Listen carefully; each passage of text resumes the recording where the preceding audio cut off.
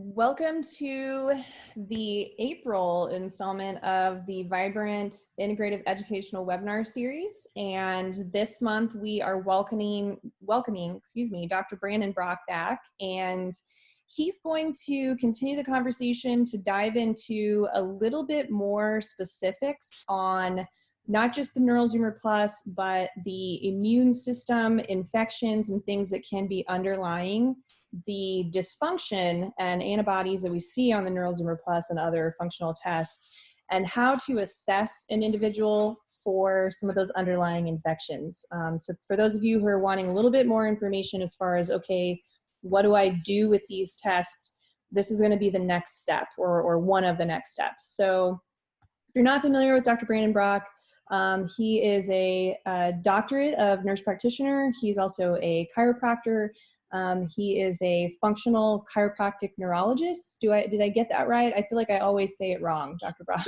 No, you're fine. It's all good. All right. He's obviously incredibly accomplished as far as specialties, fellowships that he's done in a number of different integrative specialties. And so he has partnered with us to provide education and training and resources like that on this test and some of our others that tie into it really well. So Dr. Brock, I'm going to go ahead and turn it over to you. For everyone that is listening, if you have any questions throughout the webinar, you can go ahead and type them into the Q&A box, and we will have time at the end of the hour to go over a few questions, and we'll try to get to them all, but in case there's not enough time, we can certainly cover those afterwards. We can send those to Dr. Brock if it's something that he feels like he can answer for us. So I'll go ahead and turn it over to you, Dr. Brock. Thank you so much. It's good to be back. It's a great day. Just my good news is I got back into Duke to do a fellowship program. So I'm excited about that and excited to be here. Congratulations. Thank you. And even more excited for once to talk about infectious diseases and not just have to treat them. So I will say that this is a very important thing. This is something that when we were talking to Vibrant, we were like, hey, look, we have got to get some of these infectious diseases involved in our testing panels, because we felt as if infectious disease was responsible for a deleterious effect on the central nervous system and creating propensity for autoimmunity and wreaking havoc. And so we were having to do a bunch of separate tests, and you know how that gets. It gets expensive, and then there's more tubes that you have to draw, and it's harder on everybody. So what we really, are happy about is that a lot of this stuff is included in on this test. And so one of the things I want to talk about, and you've got some other great speakers that are going to be coming on in the next several weeks, I believe, be talking about molds and talking about other things that are environmentally inducing changes in our bodies. And we were just talking a second ago before this started, how even mold patterns could be changing due to maybe climate change or changes in the weather. There's so many interesting things that are going on, but we know that what happens on the outside comes creeping in, and it makes a change in our body. And some of us are really capable of genetically adapting or genetically dealing with this, and some of us aren't. And remember, there's also that inflammatory burden. So sometimes when you have one thing that causes inflammation, your body has the ability to sort of deal with it. Or if your immune system is really doing good, it's not a big issue. But if things start adding up, it only takes one thing. I call it the neurological or the neuroinflammatory tipping point. And it's that one thing that finally happens where all of the blocks come tumbling down and you become a chronically ill patient. So, I don't want to go too long today. I'm just taking what I call the first section of this neural zoomer plus. And this is what I always look for. And I always look for infectious disease, because I want to know, is there an infectious disease involved in this? Is there trauma involved in this? Is there environmental exposure? Or do they have a metabolic disorder? So let me just say that again. Is there an infectious disease present that I think is developing some of these neurological issues? Has there been trauma that has created some of the intracranial pathology? Is there some sort of talking about, okay? Now, Lyme disease and stuff like that, and it's co-infectious, buddies there, you could put them in environment.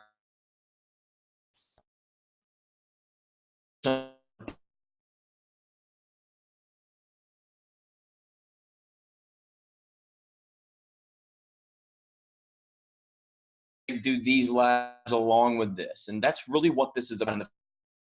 The first time you're going to see me say this virus, this marker. So we start markers for meaning, and it's not just your marker, which I think is cool thing about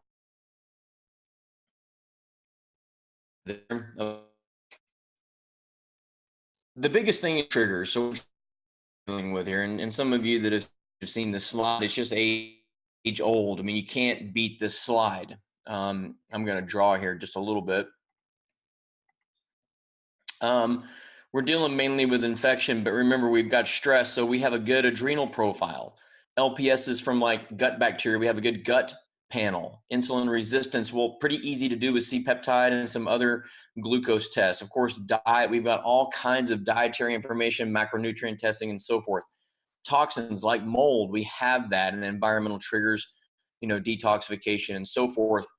At some point in time, when somebody has neurological issues that are escalating, you're going to have to figure out which one of these things you're going to dive into. Today we're going to dive into infection, and I put LPS in there only because it's a lipopolysaccharide and it comes from infection and it's from the gut. So right out of the gate, you guys need to realize of infection that's systemic. It will be different now if one of your blood-brain barriers is damaged.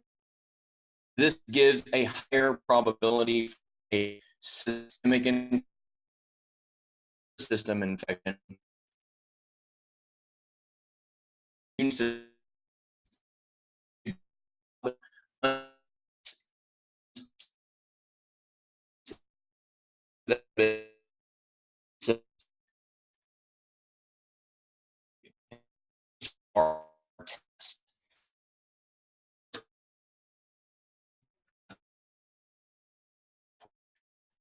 This virtually everybody, IgM, like acute infection, or is it an IgG chronic infection? And do we think that chronic infection, the IgG, is high enough to where that chronic infection is still going on? Or is it just like a kind of a tracer that we had infectious disease there? And I'll try to demystify that as much as I can. And believe me, even the immunological world is kind of up in arms and a little bit of turmoil about that. But the bottom line is, and what you're going to see in every infectious disease that I show you, each one will have a little bit of variance, but they all create NF-kappa B, have a problem with NF-kappa B, which is the genetic translocation, really, of DNA parts that create inflammatory cytokines. And this creates free radical damage, chronic inflammation, which eventually destroys cells and destroys tissue. And it can be part of our neuropathy, our brain fog. So we could be infected and have brain fog. We could be infected and have dizziness. We could be infected and have migraines or cardiovascular disease. Even the literature alone on the spirochetes in your mouth is staggering on what it's doing with cardiovascular and neurodegenerative diseases. So all of this stuff is just us going through the world of integration. We're on a journey to try to get this put together in a way to where it truly makes sense from A to Z. And it is difficult, but I promise you it is a rewarding journey. Okay, so I like this slide because it gives us some perspective of what we have to look at and where we have to go. And remember that in this world right here, a lot of the neural zoomer lives. And then also in this world, either the neural zoomer plus or other tests live. And that's why sometimes you have to couple the tests together to get the big picture. But the cool thing I like about Vibrant is they're making it to where you can stitch the big picture together so that you can lay it all out on the table and say, listen, you have this infectious disease, you have this mold and this gut issue, this is your inflammatory burden, your blood-brain barrier is broken, and now this part, and this part is being potentially attacked. And I do a clinical exam and those areas show either weak or not weak, and then you do something about them. And the thing I would caution everybody with, or not caution, but I would encourage people and say this. Remember, very, very, very, very, very few people know how to connect all these dots and get to a neurological point. And everybody's scared of the nervous system. What I would say is just by knowing what you know, you're probably already better than the vast majority of people that are looking at this.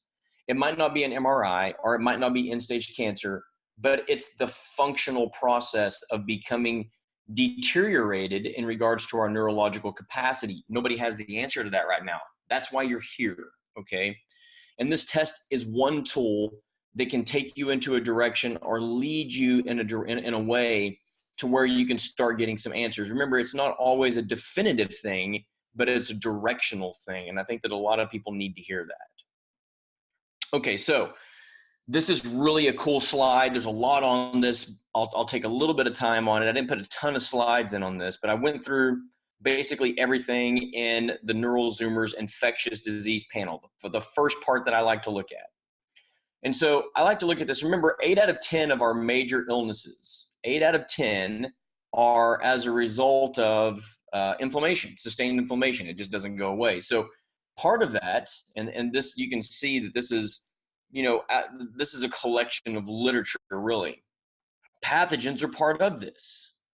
Bacteria, viruses, fungal infections, all of these things can get out of control when our immune system is weak, when our body is weak. And one of the things that makes our immune system strong is neurological function. So I am gonna, and I don't know where I'll post this. You guys I can get some help later on from some of the folks that are working at Vibrant.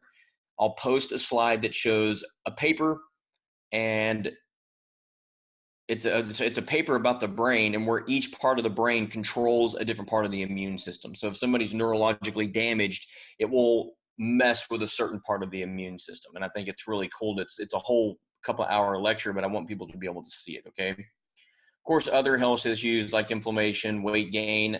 Weight gain it lowers the adiponectins, increases leptins, and of course that creates inflammation and stuff like that. High blood pressure, blood sugar problems, cholesterol problems, and so forth. All of these things really need to be checked along probably with a lot of your Zoomer tests, because they can have such an impact on inflammation and gut function and adrenal function and brain function. It's not always ideal to do what we call a comprehensive biological study. You can get these pretty cheap, and it works out great. So hormonal imbalances, we have hormonal tests. So if you think it's hormones, believe me, hormones have an enormous impact on brain function. So any of these things can create acute inflammation. And of course, acute inflammation can destroy our blood-brain barrier. If it gets into our brain, it can eat it alive. Now, I put a slide on here that shows where each of the major infections live in the brain, which I think is like, if you're a functional neurologist, that's amazing, because you want to know if HHV6 lives in the temporal lobe or HHV7 lives in the frontal lobe. You want to know these things so you can know where they commonly reside. Okay. Now, down here, nothing is ever, I repeat, no nutrient, no medication, no functional neurologist, nothing is going to make or is going to pick up the slack for a poor diet and lifestyle. If you're eating terrible food, if you're around terrible energy, terrible nutrients, tons of drugs, you're super sedentary with high stress, everything you do is just going to be to keep you functional. It's not going to be utilized as a way to make you vital. And so I would just say, always be honest with your patients about that. Say, look, what are you willing to give me as I go through this with you? Because I might just be able to get you to a level where you can tolerate what you're doing and not make you super healthy. I just want you to understand that. And sometimes your reputation is on the line for that. Okay, so sometimes we have acute inflammation, pathogens, they're killed. Yay, we hope that happens, okay? And when they're killed, that's great. Hopefully they're killed and then, they depart from the body without causing any problems. However, sometimes they're not killed and they stick around and just cause inflammation that is a real pain in the butt. And then tissues are not repaired and they become tagged, and now we get antibody against our own tissue through mimicry or through damage. So we get DAMPs and PAMPs. These are acronyms. So the immune system, as a result of infection, actually, if pathogens are not killed, it dampens our own immune system. So if you have an HSV1 infection, it can perpetuate the ongoing HSV1 infection. It can create an environment where you can't get rid of it, which is why sometimes nutrients are vital. Sometimes medications are important for really bad outbreaks or if somebody has encephalitis. However, sometimes if it's chronic low-lying infection, some of your nutritional stuff is absolutely the way to go. So infection is something that we can't take lightly, and we can't pretend, no matter what kind of practitioner you are, we can no longer pretend that infection has nothing to do with brain dysfunction. I'll say this to naturopaths. You need to realize that brain activation is important. I'll say this to functional neurologists. You need to realize that infection can change your functional neurology. I'll say this to medical doctors. You need to realize that infection, just because it's been there for a while, doesn't mean it's completely gone and it's not doing anything and it can't reach into multiple systems and continue to do damage. The integration and understanding where everybody has their specialty, but they all kind of meet in the middle and say, you know what? Infection can create inflammation. Inflammation can damage systems and it can cause autoimmunity. That's where we need to be. Because if we don't realize that, then we're not going to be able to fight infectious diseases the way we should. Heart disease is still going to be there because we're still going to be inflamed. Okay. Cancer is going to be there. Some of these viruses intertwine with the genetic component, or they create an environment, a TH environment, where cancers thrive in, like a TH2 environment. Diabetes and complications. It's not just about insulin. It's not just about getting things under control so you don't get blind and stuff like that. It's about the inflammation. It's about the secondary changes. It's about the leptins. It's about the, being obese and so forth. And you can see obesity right here. Remember that your fat cells, your adipose cells, they can create leptins. You can get leptin resistance. And if you do, you get bigger and get hungrier. Leptin should really reduce your desire to want to eat. But if you get leptin resistance, like insulin resistance, that won't happen. So leptins, when they go up, will start crawling into your joint spaces and make them hurt. So the same thing that makes you hungry from fat cells also starts to destroy your joint tissue. Fortunately, the glycosaminoglycans that help with joints also reduce leptin resistance. And then, of course, things like Alzheimer's disease and autoimmune disease have all been linked to infectious diseases. And my thing is, if all of these things are linked together and we have paper after paper after paper, then why in the world are we not looking at infectious disease a little bit more? And when we said that, or, multiple practitioners said that to Vibrant, they picked up on it. They're like, okay, look, as part of a neurological test, we'll just make one section about infectious disease. So some of the things that we look at is we definitely are going to look at Epstein-Barr.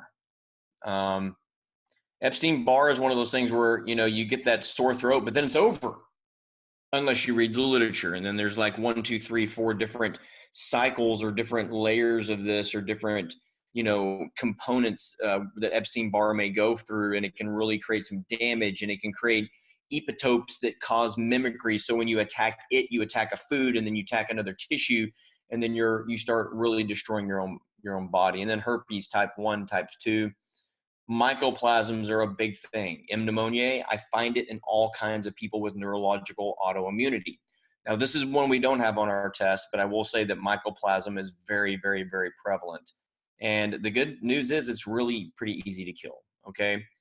Cytomegalovirus, CMV, we have it on our test. Now, this is one that's notorious for creating people that have to be hospitalized for encephalitis.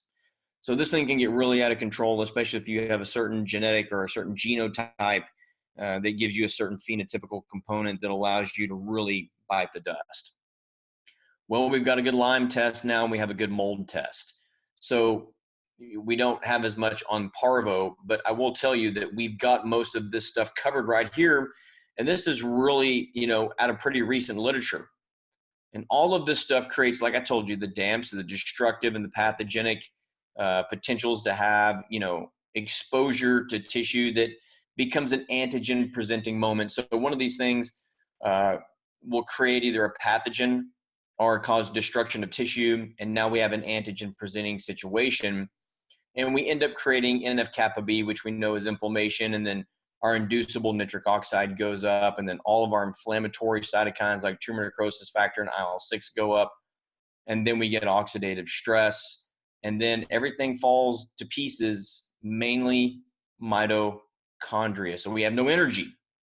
So let me just kind of run through this real quick. You see a brain, and it's not making any energy. There's high level of fatigue, and it's been there long enough to where maybe now you're getting a little disconnection, and maybe you're even losing brain matter, chronic fatigue, and cognitive and physical disability. You find a virus, you help the immune system drop it down, you change the amount of inflammation, and then you give a nutrient to drop the inflammation. Now, we'll say this: if you drop inflammation too fast and you slow down the immune system, there's a chance you may escalate the infectious disease. So one of the things that I always tell people is, if you have a known infectious disease that is really, really bad, please be careful in giving high dose immunosuppressants or anti-inflammatories. You may make a situation where that infectious disease is not being controlled by its own immune system. So one of the things I'll do is I'll fight these infections first, and I may monitor them a little bit. Sometimes you can monitor the amount, sometimes you can monitor the antibodies. If you monitor antibodies, make sure you know the time frame that you're looking at. Then I'll go over to treating things like reducing inflammation. And then all things that increase INOS, like vinpocetine, and things like curcumin, and things like biocidin that make, deal with some of these things. And then I'll deal with antioxidants. But before I do any of that, sometimes while treating this, I automatically come down and get mitochondria, maybe through a NRF2 activator, glutathione, trisomal glutathione. I will try to keep the energy to where it's up high enough to where this does not create a cascade and we end up losing energy and the cell dies. So if I can get rid of the infectious disease and I can keep the mitochondria hanging on, I can eventually get the inflammation hopefully under control. And then this right here becomes a thing of the past. I'm just giving you a way of thinking about things. Sometimes if you treat this in the middle first, it doesn't do anything to help the mitochondria, and it just allows these to become more prolific.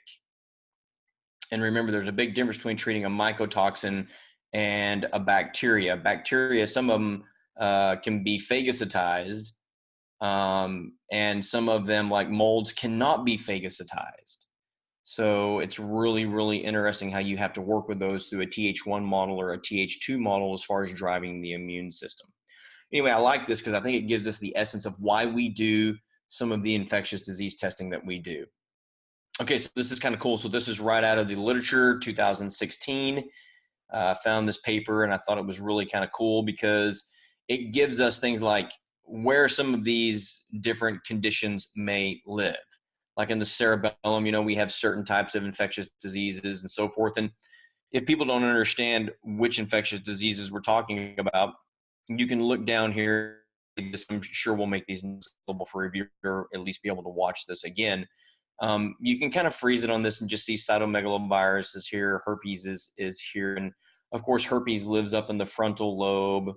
And in the meninges, we can have HIV is really big in the meninges. In the thalamus, we have different infectious diseases and so forth. Epstein-Barr is really big in the spinal cord, and so is CMV. And CMV is really big in the ependema, which is right in the area where some of the cerebrospinal fluid is created and so forth. Microglial cells get damaged with HIV infection. HIV infection really creates some significant changes in brain function, really the ability to fight other infections, so you can get encephalitis, and it can cause also brain shrinkage. So this is just sort of a neat little diagram. I thought I would throw it up. It's not that it has total meaning or that you really should have to memorize it, but some of these viruses tend to hang out in other areas or certain areas. And I think that that's kind of a really interesting thing to look for. Like West Nile virus. I've had a couple of kids with West Nile virus, and they start getting hippocampal changes and spinal cord changes, and some of their neurological findings are their encephalitis, which is just inflammation of the central nervous system. It looks completely different than maybe somebody else with meningitis that is, in a really bad spot. Okay. So this is really whenever things go from bad to good. In other words, you have to have the ability for an antimicrobial response to infections, but you can't let things turn into autoreactive Th17 cells. So if you look at this, here's and I'll my pen again. here's an uninfected cell. And then we get something that, is infected by a virus, okay? And then we get these antibodies and interferons made. We get an antigen presenting cell. Everything's going on that's supposed to go on in the immune system. And really, we have a response to a viral infection here. But as this goes down, autoimmunity goes up. So in other words, the harder we have to fight infection, usually the less it gets and the greater autoimmunity gets. So one of the things I'll tell you is this. On a simple CBC, whenever you have sustained inflammation, it will usually lower your EPO a little bit. And EPO is what goes from the kidneys to the bone marrow to stimulate a reticulocyte to make a red blood cell. So when my platelets are off a little bit within the functional range of my CBC, my red blood cells are off a little bit, I think, wow, is there a little bit of inflammation? And then if my just a little white cells are still normal, I think, wow, what's going on here? My phagocytic cells are going up, and then my monocytes may climb up a little bit. However, if my white blood cells really tank and then my lymphocytes really start to tank, it looks like we're going from fighting the fight and losing, and we're shifting to autoimmunity. So one of the things I'm working on right now is I'm making a 15-part video series with functional medicine meetings. I'm doing these live and I'm doing ancillary videos where I'm going through every single part of what a CBC does. And then the next section, I'll have little small videos or, hour-long videos kind of like this where we go through each part and people can just watch a piece and snap it together. Those little things on the CBC are so, so important when you start looking at things and saying, wow, is there inflammation? Is there, been a long battle here? Has it been a short battle here? Are monocytes going way up? Because a monocyte is an immature macrophage. It's not necessarily mono every single time. But the thing I really want you to understand here is that if you go through this and you just kind of read this, and it talks about really infections trigger autoimmunity. Well, that's why we put the infections on the panel, because the panel really is looking at antibodies, which is autoimmunity. So if you have sustained infections and they're IgM, you got to get rid of them. If they're IgG, you've got to figure out why you can't get rid of them, or you have to figure out if they're actually causing a problem or not. And if this is going on long enough, is it turning into a Th17 situation? And are we losing the ability to respond, and are we shifting more to an autoimmune situation where we're constantly making antibodies and then we're eating those areas and losing brain volume and everything's going downhill? It looks like the literature is showing us time and time and time again, there's multiple things that can create that situation. And of course, infectious disease is one of them. So you guys have seen this before, and you see right here, this person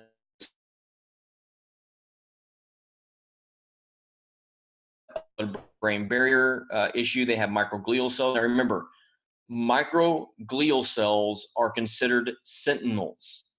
They are looking around for a way to turn the situation. You will go through one of 4 different microglial pathways, create a situation where they don't work the way they should, and infection gets worse. So this sustained sort of dance between infectious disease and microglial cells, if we are actually reducing the microglial capacity, we're going to have sustained problems. And so this person has an HSV infection that is now sort of, it's in the central nervous system already if it's on the lips. Now you can have HSV1 on your genitals and HSV2 on your mouth. You guys just be imaginative and you can figure that one out. However, microglial cells can start to burn out, the blood-brain barrier can start to burn out, and now we can have alpha-synuclein, which leads to Parkinson's disease, and this person now has dopamine receptor 1, which makes you this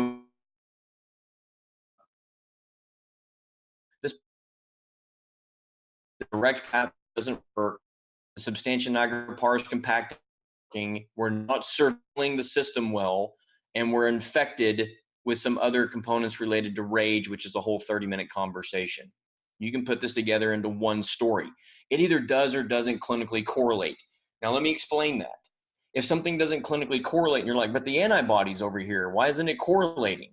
Because we have three different components of autoimmunity. We have silent autoimmunity, where there's just an autoimmune marker, but it has not done anything to tissue. And then we have autoimmune activation, which is starting to really recognize the tissue and destroy it. And then we have autoimmune disease, which is clearly created symptomatology. Okay, so down here, we're going to talk about HSV 1 and 2, 7 and 6, Epstein-Barr, CMV, and then Strep A. These are the big ones that we're going to be talking about today for the next 30 minutes.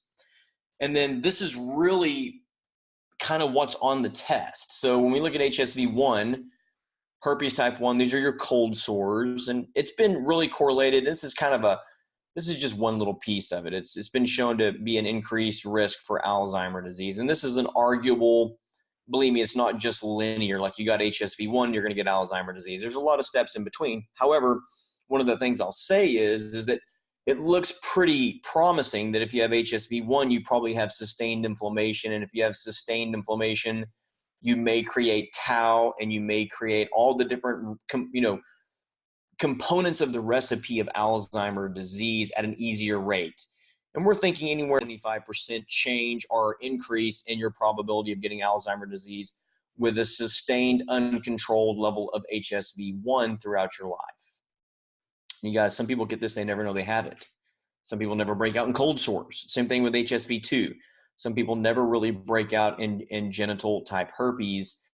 Now, when you have these, you can test the antibodies. They'll go up with infection or when there's actual an outbreak, and then you can scrape the outbreak, send it in, and they'll identify it if there's any questions. So anyway, HSV2, of course, is really, again, these are both central nervous system. One's just lower in the parasympathetic ganglia, one's upper, but they can switch. And it can cause inflammatory stuff. Now, Epstein-Barr, correlated with this really, it says multiple sclerosis here, but it's highly correlated with the covering of nerves, whether it be myelin or oligodendrocytes in the central nervous system, or whether it be myelin basic proteins or a number of other different proteins in the peripheral system as well. And then Epstein-Barr wreaks havoc on your organ systems like your thyroid and other things. So Epstein-Barr, in some of the latent stages, like stage 4, it's not about a sore throat anymore. And there's really no FDA drugs that are made. We're in a nutritional model or a supplemental model in order to lower viral titers. Now, remember, if these are positive, the one thing I will say as a disclaimer, you can always order a heterophile antibody test from any of the major lab companies, and it will give you a little bit more information about Epstein-Barr and say if it's an acute, if it's a convalescent, is it dormant, and stuff like that. It'll give you a nice little diagram even through regular lab companies. So cytomegalovirus, this to me is the bad one. This one I don't like. I don't like any of these, but this one right here is particularly unsavory to me. Really related to Guillain-Barré if it's not related to something that you just injected into your body, which I'll say nothing about. But there's a mimicry between GM2 and antigens by CMV. So these are peripheral types of things as well that it can damage the peripheral nervous system. I'm going to get into HHV6 and HHV7 and the things that they do. And these guys right here can really devastate things. And they come from childhood diseases. So a lot of these childhood diseases, it's like, oh, it's over. They had the childhood disease. They got it. Now they're immune to it. Well, some people don't fight these off, so they just stick around and they create low-level problems, okay? And, of course, I mean, like epilepsy is really tied to HHV6. Temporal lobe damage is tied to HHV6. Encephalitis and febrile illness. These are like febrile seizures and stuff like that. And people who are children that are more prone for maybe having a fever, having a seizure, and then having some complications afterwards. Sometimes we'll run these panels and we'll start seeing some things that are very interesting. Now, the strep antibodies, and these are going to really cross-react with different parts of the brain. So what they'll do is they'll cross-react with the basal ganglia. And what I want you to understand is that the basal ganglia is it's kind of like the finger that pushes the play button. And D1 antibodies our D1 receptors push play, D2 pushes stop. Tubulin is the structural component of those cells. So when we start looking at strep, it can really mess with those D1 and D2 antibodies. And if those are not in check, you might have the finger constantly pushing play. That's OCD. Or Sydenham's chorea. Or maybe the brain can't summate at all because the direct pathway doesn't work. So we can literally, through the neural zoomer, look and say, the neurons in that pathway are destroyed because tubulin is damaged. We can look at that pathway and say D1 receptors are damaged or D2 receptors are damaged. Or you can look at acetylcholine antibodies and say they're being damaged and they gate the basal ganglia. So it's just outbursting because there's a cholinergic issue. Or you can straight up look and see if they have dopamine antibodies. So to me, this is probably the best PANDAS panel or PANS panel that really is in existence right now, because it goes beyond just strep. It goes to the other stuff. And then it goes beyond just D1, D2, and, tubulin and calcalmodulin types of factors. It goes through much, much more. And it can give me the information where I don't have to combine tests. I get it through one. Okay, so this is kind of how it looks. And here's the reason why I like this on the test. So it'll give you a measurement and it'll say, look, that's really not a big deal, or it's really pegged out. Okay, so there's not an acute infection here, but this certainly is chronic. And, different immunologists will really argue about this. If IgG is 4 times higher than its upper limit of norm, or if it's really at the upper end or in this red situation, maybe they're chronically infected and there's a problem. So you look at this and I would ask, have you had a cold sore? Have you had itchy or burning around your mouth? And when you look at these things and then you start asking stuff like, hey, look, do any of your symptoms correlate with your outbreaks? And you start looking clinically for correlation. And if there is, great. If there's not, that's not always the answer, but this right here is really pegged out. It's not acute, this person's had this. This is chronically going on, okay, for some time now. Here's HSV2. And in this patient, nothing big going on, genital region. This is purely oral. But the reason why oral, I think, is maybe kind of worse, except for, socially, is that this is really residing in your brain itself. Even though HSV2 is probably circulating throughout your entire central nervous system, it houses up in the ganglia that are in your sacral ganglia. Okay, so another nice little paper for you guys. This is the immune surveillance, really in looking at the central nervous system. So I told you that microglial cells will surveil everything. And what happens is when we end up getting infection or something crosses through the blood-brain barrier, and I showed you this because these are the areas where the blood-brain barrier is at its most weak, near the hypothalamus and so forth, because things have to cross through here in order to communicate with the central nervous system. But it's really, and I'll just read to you for a second, and I hate to read to you, but I want you to check this out. It's continuously monitored, that is, the central nervous system, by the microglia. They're sentinels. And I don't know if you guys ever, saw any of the Keanu Reeves movies, the Matrix, but they had the sentinels that would kind of cruise around and check things and make sure that there wasn't anybody, that shouldn't be there. Okay. And these resident microglial cells, and macrophages and dendritic cells, and I'll even say neutrophils. Those are all the phagocytic cells, and certain types of cytotoxic T cells. They're all around looking for damaging agents that would disrupt homeostasis. So in the brain, the microglial cells are sort of looking around, and there's other parts of your immune system that kind of go in and out. The more the blood-brain barrier is broken, the more the outside immune system comes in. And the more there's phagocytosis, not just pruning and changing by microglial cells. Now that's bad. A damaged blood-brain barrier means that if you have an infectious disease, it's more than likely going to turn into something autoimmune in the central nervous system. So we try to keep that put together. And one whole class, I'll talk about just nutritional stuff we can do to repair that blood-brain barrier. There's really not a medication to do it. Anyway, so if you go through this and there's damage, and if it's left unabated, there can be some problems. And really in this paper, if anybody wants to go check it out, you can see the abstract if you go to PubMed. The molecular markers that undergo their surveillance duties, a lot of them you're looking at. And some of the things that can interrupt their surveillance function is viruses, human immunodeficiency, herpes virus, and so forth, West Nile virus. There was obviously a little bit of a scare a while back of this, not as bad as probably one would think. But anyway, bottom line is all infectious diseases can damage the sentinel surveillance capacity of a microglial cell to do its thing and to sort of either give stimulants to the neuron or to actually kill the neuron so it doesn't turn into debris.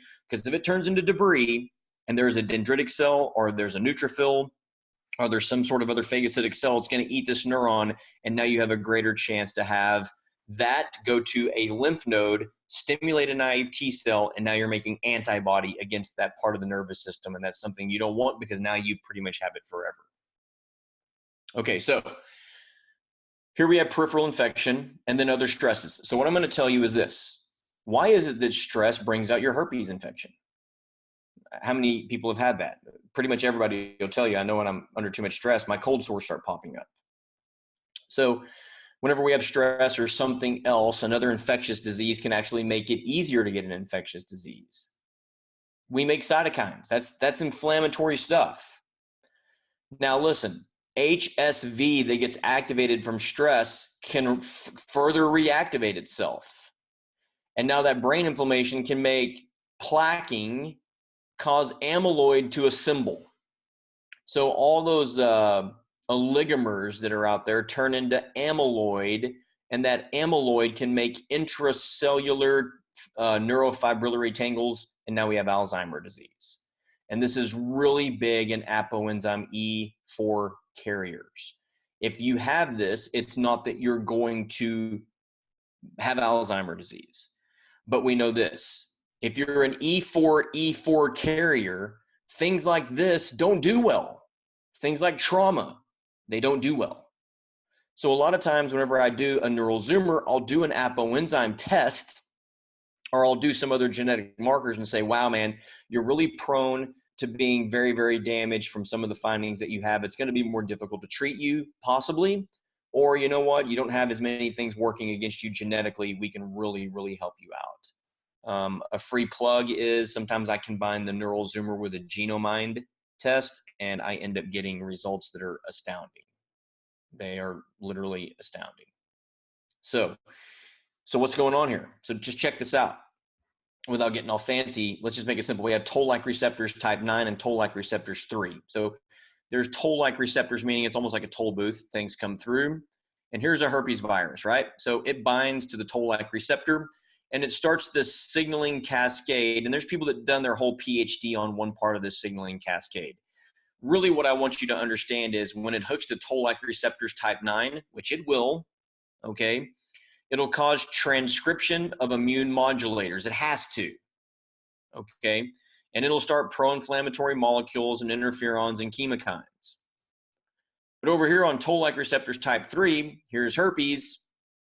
It'll start to cause accumulation of some of the transcription factors, and it'll block interferons, and it'll block the things that actually mitigate the HSV, and we can end up getting imbalance in toll-like receptor 9 and toll-like receptor 3, and we can end up getting an infection that perpetuates the probability and the guarantee that we're going to yet get another infection. So whenever I say that we have infectious disease and we have to get rid of it, what I mean is we have infectious disease and we have to get rid of it, or at least lower it down where it's not creating a tipping point of perpetuating itself. And it's not creating a tipping point of making more inflammation and killing sentinel cells or surveillance. And if that happens and it goes on long enough, just get ready to have brain volume loss, multiple antibodies in your brain, and now you're fighting the fight of your life to keep your function. I can't think of a better slide than this. So we have genetic predisposition, all of us do, whether it be through the immune system, the central nervous system, or various types of vigilance or resilience to infectious disease or even neurodegeneration. We'll never be able to figure out what all these are. Well, I say never, but it's one of those things where it's not common, it's not practical. But let's say we have neuronal energy. Well, this can cause reactive microgliosis, recruit microglial cells. They do their job. They have good anti-inflammatory cytokines. They have good transforming growth factor. And then they have this thing called inhibitory proteins, or these soluble TNF alpha, and there's a receptor for that. What it ultimately does is it resolves things and causes tissue repair. And then through activation and so forth, we get the plasticity back with the cells that we have. However, if we are genetically predisposed, or we have other antibodies that will screw with the things that will allow us to mitigate it, now the intracellular membranes break down, the membranes break down and the intracellular proteins aggregate like beta amyloid and so forth. These are misfolded proteins. Neurotransmitters get imbalanced because the tubulin stuff starts to die, so you can't shuttle it from the cytosol all the way down the axon to the synaptic cleft. And so glutamate builds up and synuclein builds up. So glutamate causes excitotoxicity like headaches and seizures. Synuclein starts to create things like bradykinesia and bradyphrenia, which is Parkinsonian.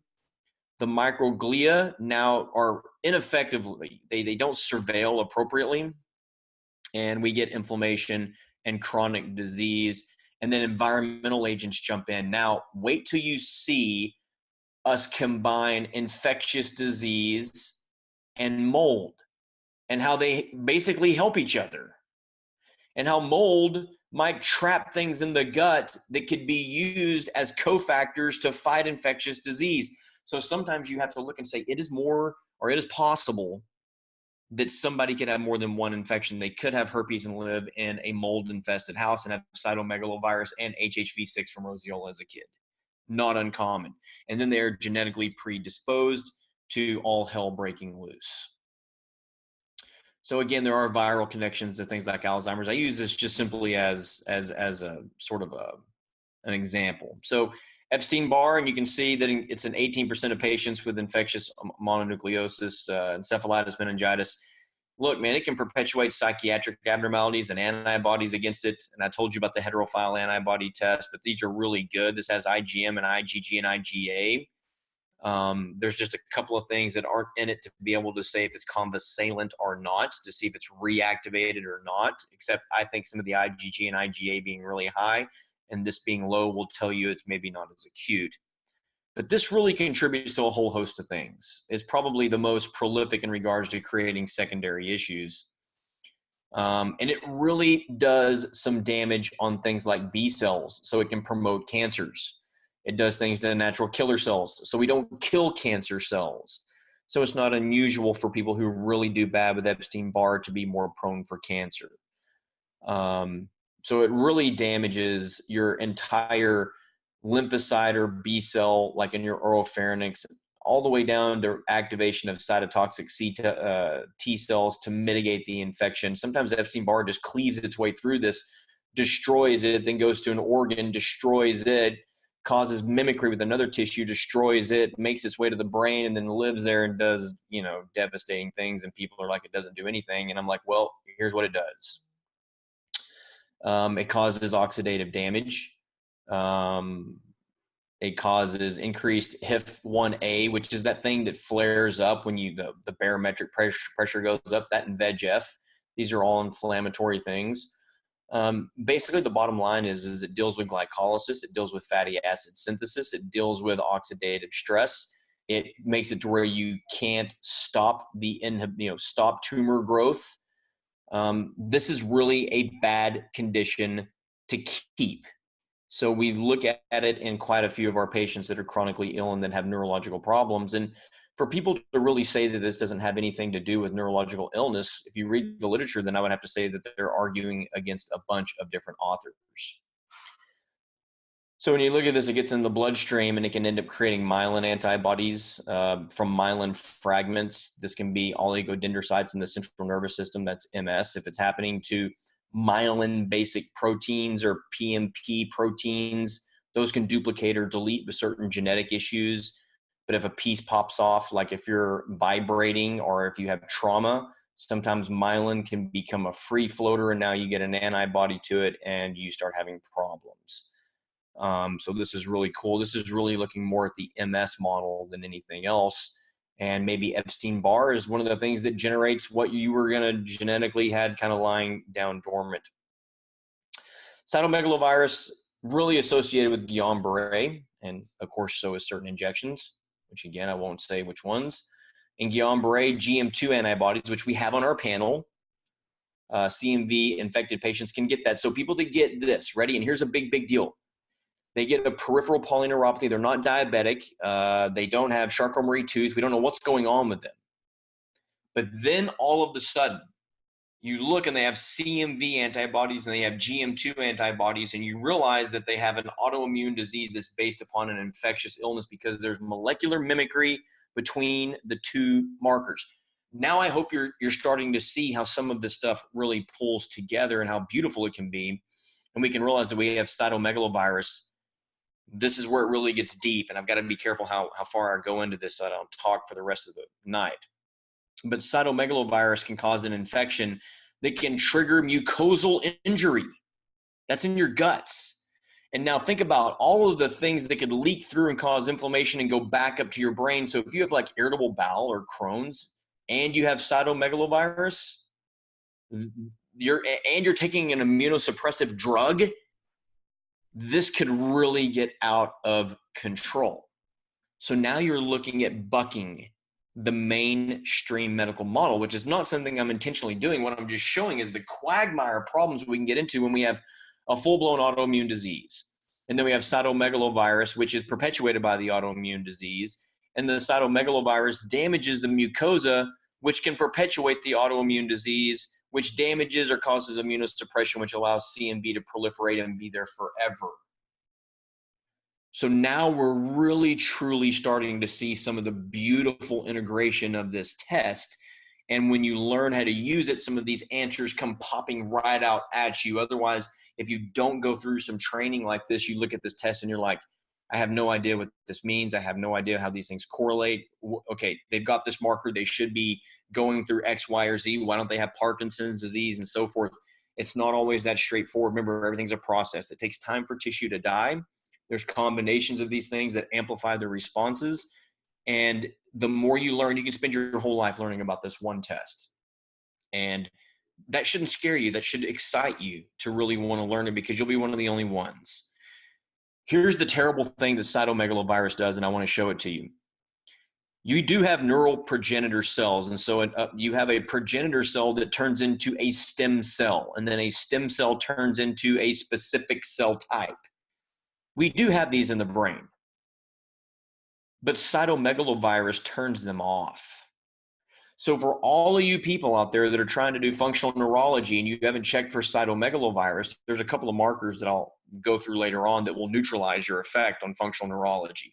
But cytomegalovirus has a chance of damaging any of the progenitor cells that turn into the neurological tissue that you're stimulating and disrupt the dendritic connection. So stem cells give you, or cytomegalovirus gives you a double whammy.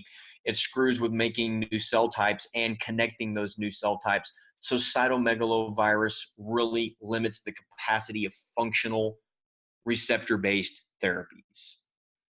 This is right out of the literature. So here it is, guys.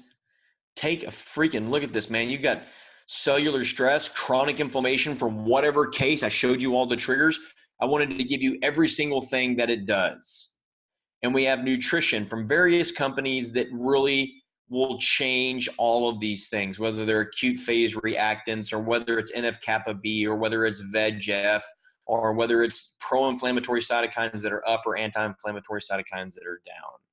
But the bottom line is if you keep in any of these things that cause inflammation, you have a greater chance of tumor promotion.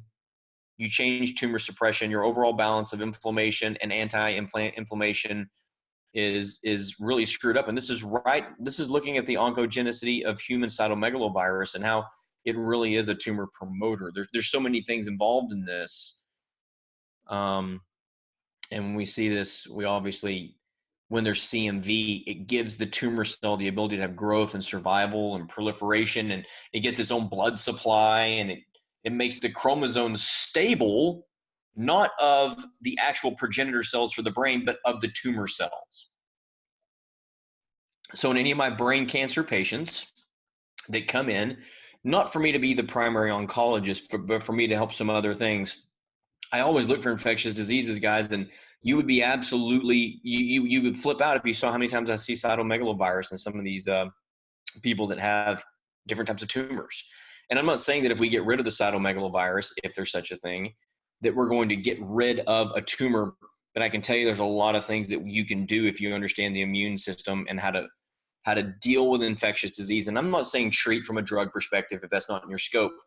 However, what I will say is there's a lot of things you can do to the body to amplify physiology so that it can survive better in an infected and inflamed environment. So important to understand. And here's HHV6. This one's, I see this more than I care to. And what I found out is that some of them, really my most ill patients, I end up finding HHV6 that's very, very high. And it's really implicated in a lot of things. You can see the lab here has done some stuff to try to show some correlations. I like this, and then I don't like this. I like this because it gives you some patterns that may emerge or evolve or be part of your patient. But then there's a lot of things that are not shown here. So I want you just to read this. So HHV6 causes several conditions. And you guys, I'm not too far from being done here, so just hang tight, okay? Reactivated HHV6 can cause encephalitis in older children. That's an inflamed brain. And that doesn't mean that you're laid out in the hospital, okay? Really in immunosuppressed subjects. So I'm going to give you a whole nother presentation later on what immune tests go great with this test to say, do I have the immune system to control what's on this test? Or is my immune system so screwed up, everything on here is eventually going to become an immunological disease of the brain? That is what everybody really wants to know. But we can't get there until we explain some of the basic components of this test, okay? There's no strong evidence that HHV6 infection in the peripheral blood or the central nervous system is a cause of either chronic fatigue or cognitive dysfunction in patients with illness. And that's what I told you, there's a tipping point. It's often seen in patients with chronic fatigue, and many patients have it.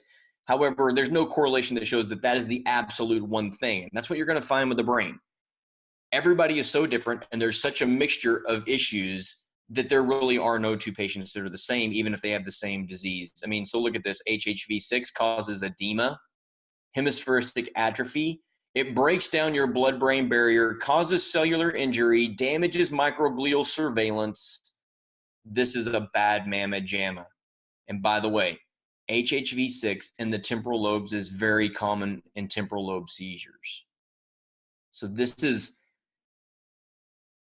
one's been, I've known about this one for about 10 years, but the more I learn about it, the more I'm like, oh my God, something has to be done with it. So really, as we go through, like, here's Epstein-Barr, and it can damage and cause inflammation. And, there's HHV6 infection, there's HIV infection, but all of it can create a change in genetic expression and really make it to where either you promote more of the virus or you lose the ability to fight this. So just kind of jumping through, I've only got like a couple more things to show you here. HHV7 is very much like HHV6, causing inflammation. And this is really, again, when you get inflammation, you get the plaques, you get the tangles. I already kind of showed you that. And then you get the dementia, and then you get the broken networks. And then you may have acetylcholine antibodies to go along with it, and encephalitic, antibodies and microglial antibodies. And you really got yourself a bad little situation. Now, the last thing is strep, and I've already kind of talked about it. Strep has a bad way of really creating PANDAS, PANS. Now, we'll say mycoplasma pneumonia does it, and maybe even Lyme. Disrupts the blood-brain barrier, antibodies to your basal ganglia, and now you're pushing the stop or the go button. And you end up getting this right here. This is beautiful. You end up getting strep. It has molecular mimicry with dopamine receptors, tubulin receptors. There is some enolase that's not on our labs. But the bottom line is you screw the balance up between the go and the stop of dopamine, and bad things happen. And you end up getting somebody that constantly goes or constantly can't go.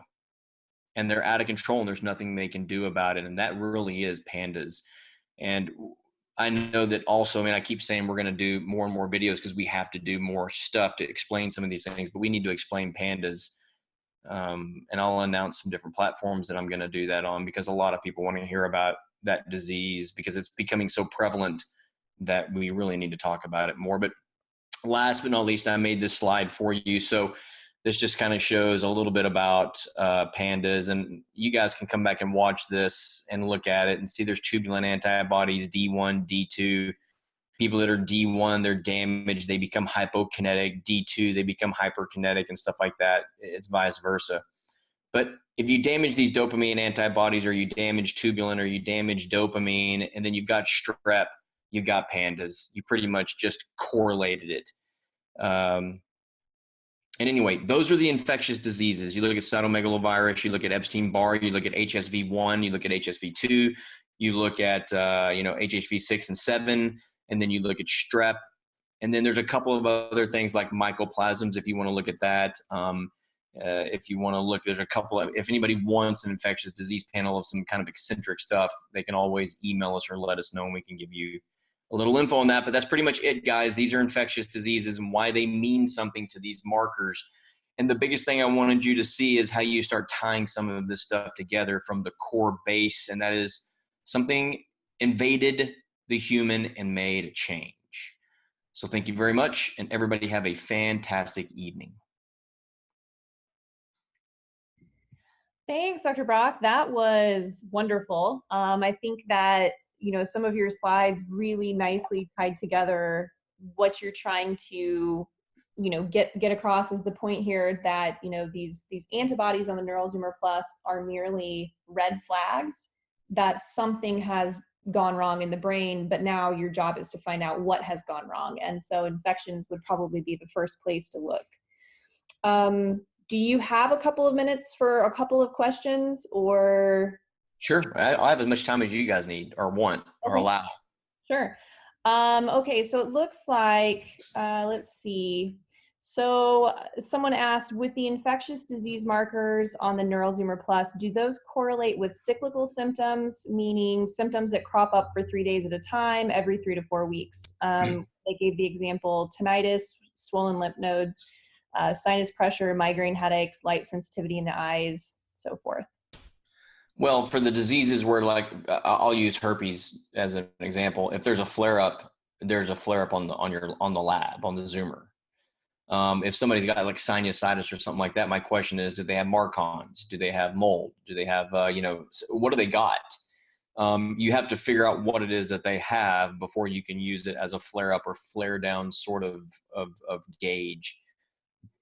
But I would say that the test specifically on what we're looking at here, I personally have noticed that when there is a flare up clinically and you can see it subjectively and objectively, it does go up on the labs. Okay, good to know. Let's see, James asked about looking at the virus panels, if there are high normal, for instance, 9.8, should that be considered under control and ignored, or outside of the functional range, taken into consideration with other antigen panels, or looked at as borderline? And I can give you part of that answer, James. So those reference ranges are built on a standard confidence interval, and anything that is below 10 on that particular test means that that is where 95% of the control population's antibodies fall. So Yes. between 10 and 20 is 2.5%, that's your moderate, and then the additional 2.5%, the 97.5 and above, or above 97.5 of the population, that's the high risk or positive. Now, Dr. Block, I don't know if you have thoughts on whether or not you treat that as borderline, or if you're going based off of that 95 or 97.5 as not clinically significant. Well, I do want to echo something here I think is really important, and that is the standardization process that you just talked about, and the white papers that are available that demonstrate the standard deviation that make norms has been published by Vibrant. In other words, those are available. I want you to understand there's labs that don't have effect sizes or publications that demonstrate why they even have a norm or if they're reliable or not. So at least we have those things. Now, there's another good point that's brought up, and I always correlate everything clinically. The only thing that I really start to shudder a little bit is when those IgMs are really high. And I know that IgM means that there's probably something acute going on. IgA is usually combined with IgG, and those are more of your long-time cytotoxic responses. and they have different meaning. They can just be like, look, you know, the immune system did good, it's got it under control, or it's trying to chase it around and make it better, but there's still an immune response that's sustained. And then we have the good old-fashioned IgE responses, which are more of our histamine type responses, our type 1 hypersensitivity responses, and so forth, that create an entirely different beast altogether. But I always, I guess, in short, just look at the clinical aspect of it and say, how are you feeling? What are you experiencing? And does it relate to any of the stuff that I'm seeing on the test? And most of the time, the higher it is, the more realistic. I mean, very seldomly do I see something where it's really high and it doesn't correlate in some fashion clinically. Great. Let's see. I think that is it. And unless there are any additional questions, Dr. Brock, thank you so much for your time. Again, you've done a wonderful job of kind of, you know, going into depth as far as one of the many facets of this particular test, and, you know, maybe one direction to head when individuals have antibodies and they're trying to correlate. Again, I think the important thing is here, correlate with clinical symptoms. If we just get hung up on antibodies, that may not necessarily be that helpful. So digging for what could be causing the antibody is what would be, you know, the next step there. Yep. And one thing I would add is, you know, I think we are having a master class, right? Yes. And so that's going to be next week. I believe it is Thursday. So that's the 26th, I believe. I'll double check that, but it is next Thursday. We're going to send out an invite. It should go out tomorrow morning with details on how to get signed up, what you need to do in order to do that. And then, you know, additional information, you know, if that's something that you're interested in. Yeah, and guys, and correct me if I'm wrong on any of this information. This is going to be a situation where we're going to be going over actual tests and talking about strategies and talking about things that do relate and don't relate to vibrant stuff. Let's be honest with you. We're trying to make good clinicians here, and we've accepted the role of there's limitations to everything, and there's things that you can add to make everything more enriched.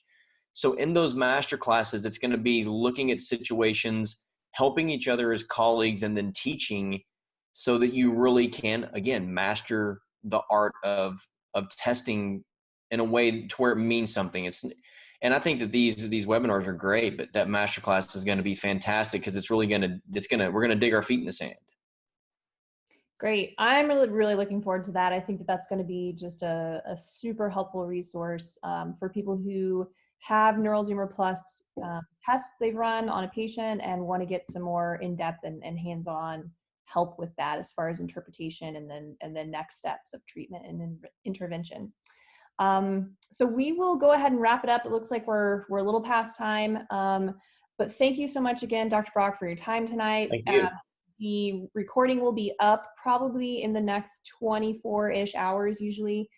We will send that recording link out to everyone, whether you were attending or not. So everybody should get a link to that if you want to replay it. So thanks everyone for your time tonight and have a great evening. Thank you. Bye-bye.